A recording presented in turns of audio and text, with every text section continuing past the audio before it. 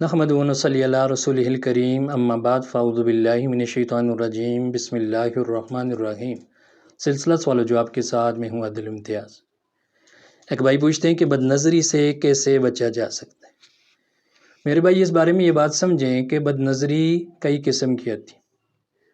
ایک بد نظری یہ ہے کہ انسان جاتے جاتے اس کی کسی اونچی بلڈنگ کے اوپر نظر پڑ گئی اور وہ اونچے لوگوں کو یا مالدار لوگوں کو وہ دیکھتا ہے اور بڑی بڑی بلڈنگوں کو دیکھتا ہے، تو جب وہ ایک بڑی بلڈنگ کو، بڑی عمارت کو دیکھے گا اور ساتھ پھر وہ اپنے گھر کو دیکھے گا، اگر اس کا گھر چھوٹا ہے تو اس کے دل میں ناشکری پیدا ہوگی۔ اسی طرح کسی پیسے والے بندے کو جب دیکھتا ہے اور پھر اپنی حالت کو دیکھتا ہے، ادھر وہ کمزور ہوتی ہے، پھر بھی اس کے دل میں ناشکری پیدا ہوتی ہے۔ تو یہ بھی ایک لحاظ سے بد نظری کے اندر آتی ہے، اس چیز سے بھی بچنا چاہیے۔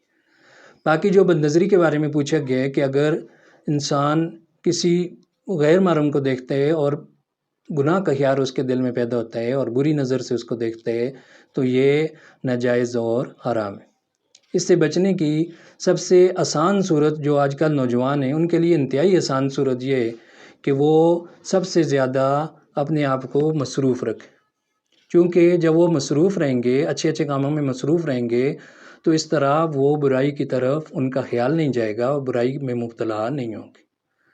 لیکن اگر وہ فارغ بیٹھے رہیں گے، اور مشہور مقولہ، عربی کا ایک مقولہ ہے کہ خالی دماغ جو ہوتا ہے وہ شیطان کا گھر ہوتا ہے۔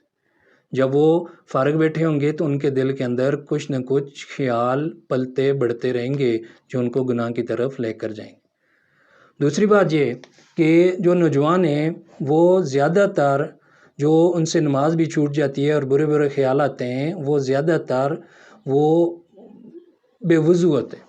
اگر وہ 5 وقت وضو کے لیے، جب نماز کے لیے جب وضو کرتے ہیں، اس کے علاوہ بھی نماز کے اوقات کے علاوہ بھی اگر وہ باوضو رہیں تو کافی حد تک وہ برائیوں سے بچ سکتے ہیں۔ اسی طرح اپنی روزانہ کی روٹین میں وہ قرآن مجید کی تلاوت کو بھی معمول بنا لیں، اس طرح بھی وہ برائیوں سے بچتے رہیں گے۔ اس کے علاوہ وہ رات کو سوتے وقت اللہ رب العزت سے توبہ طائب ہو کر سوئیں اور پورے دن کا محاسبہ کرتے ہوئے سوئیں کہ پورا دن میں نے کیسے گزارا ہے۔ اگر ان سے کچھ برائی سرزد ہوئی، چھوٹے بڑے گناہ، کوئی بھی بات ایسی ہوئی جو اللہ رسول کے حکم کی خلاف ورزی تھی، تو اس کے لیے وہ توبہ طائب ہوں اور اس وقت سوئیں۔ اسی طرح صبح جب جاگیں تو اسی طرح اللہ تعالیٰ کا نام لیتے ہوئے جاگیں۔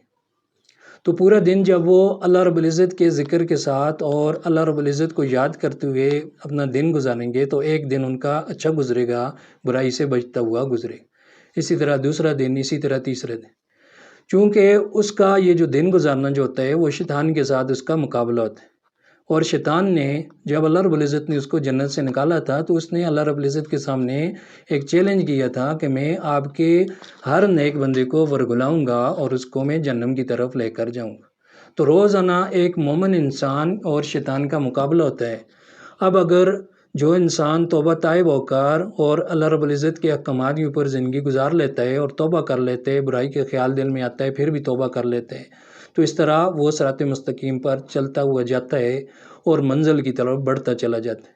اور جو شخص اس میں لاپرواہی کرتا ہے تو وہ شیطان کے راستے پر جاتا ہے، اور ایک ٹائم ایسا آتا ہے، ایک وقت ایسا آتا ہے کہ وہ شیطان اس کو برائی کے گڑھوں کے اندر دھکیل دیتا ہے اور وہ انسان ناکام اور نامراد ہو کر پھر اس دنیا سے رخصت ہوتا ہے۔